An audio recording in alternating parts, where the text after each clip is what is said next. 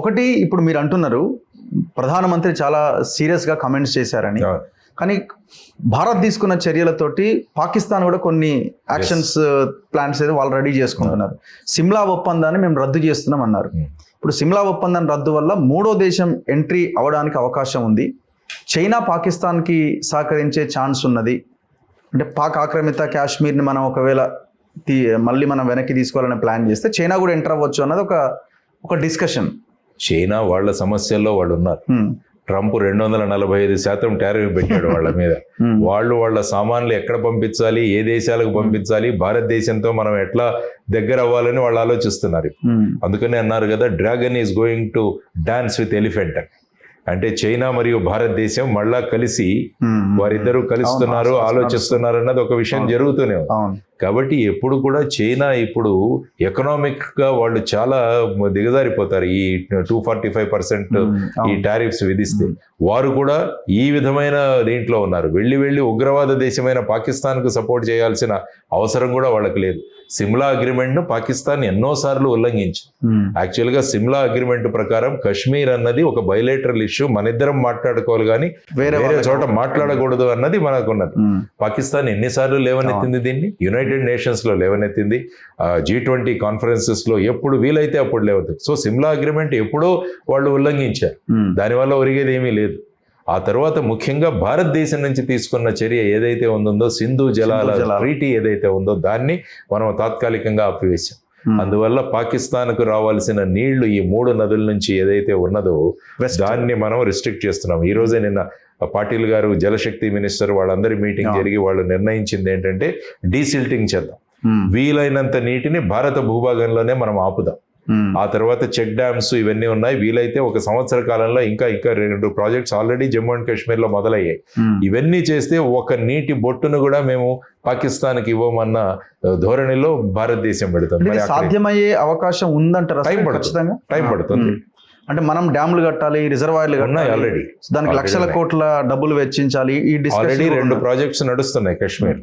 Actual గా చూసుకుంటే మనం 75% నీళ్లు మనమే వాడుతున్నాం, పాకిస్తాన్కి ఇచ్చేది 25%. ఈ 25% కూడా నిలుపుదల చేయవచ్చు. డీసిల్టింగ్ చేస్తే ఏమవుతుంది, ఆటోమేటిక్గా కెపాసిటీ పెరుగుతుంది, నీళ్లు ఆటోమేటిక్గా మన భూభాగంలో ఉంటాయి. సో ఆ విధంగా ఇదేంటంటే ఒక స్ట్రాటజీ, దౌత్యపరంగా మనం స్ట్రాటజీ పెట్టాము, ఈ వాటర్ ట్రీటీ పెట్టాము, ఆ తర్వాత వాళ్ళ వీసాస్ రద్దు చేశాము, ఆ తర్వాత వచ్చేసి వాళ్ళ అటారీ బార్డర్ ని మనం క్లోజ్ చేసాము, తర్వాత సార్క్ నేషన్ లో ఇచ్చిన వీసాలన్నీ తర్వాత వాళ్ళ ఎంబసీస్ లో ఉన్న వాళ్ళని కూడా తిరిగి పంపించేస్తున్నాము. ఇది ఒక మార్గం. రెండవ మార్గం వచ్చేసి మనము మిలిటరీ పరంగా ఏం చేయాలి, తర్వాత ఇంటర్నేషనల్ ప్రెషర్ ఏ విధంగా తీసుకురావాలన్నది కూడా ప్రధానమైనది. ఎందుకంటే ఇప్పుడు మన 26/11 కాదు 7/11 మీరు చూసుకుంటే అమెరికాలో జరిగిన 9/11 లో జరిగిన ఆ ట్విన్ టవర్ దాడిలో ఇంకా కొంతమంది ఫ్యూజిటివ్స్ ఎవరైతే ఉన్నారో వాళ్ళు ఇంకా పాకిస్తాన్ లోనే ఉన్నారు.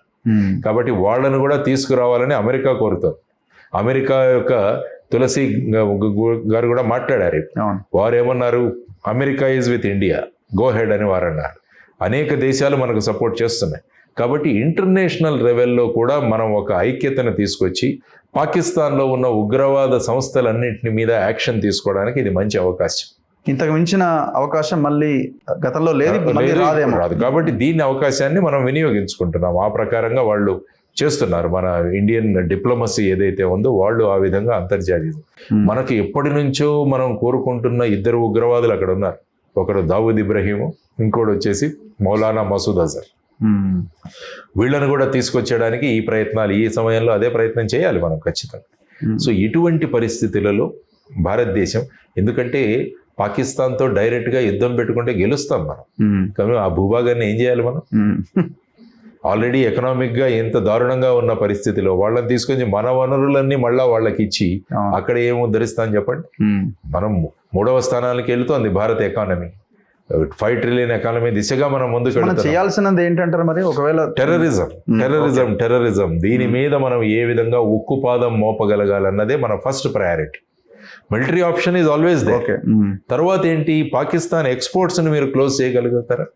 పాకిస్తాన్కు ముఖ్యంగా వాళ్ళు చేస్తున్న ఎగుమతుల్లో రైస్ మరియు టెక్స్టైల్స్, ఈ రెండిటిని గనక మనం ఆపగలిగితే ఏ దేశాలకైతే పాకిస్తాన్ ఎక్స్పోర్ట్ చేసి ఆదాయం సంపాదిస్తుందో ఆ దేశాలకు పాకిస్తాన్ యొక్క నిజస్వరూపం చూపించి వాళ్ళ బదులు మేము ఎక్స్పోర్ట్ చేస్తామని చెప్పి, మన దగ్గర కూడా రైస్ విపరీతంగా మనం ఎక్సెస్లో ఉంది, మన దగ్గర టెక్స్టైల్స్ కూడా ఉన్నాయి మన దగ్గర. దాన్ని గనక మనం చేయగలిగితే వాణిజ్యపరంగా కూడా పాకిస్తాన్ని మనం స్క్వీజ్ చేసేయచ్చు.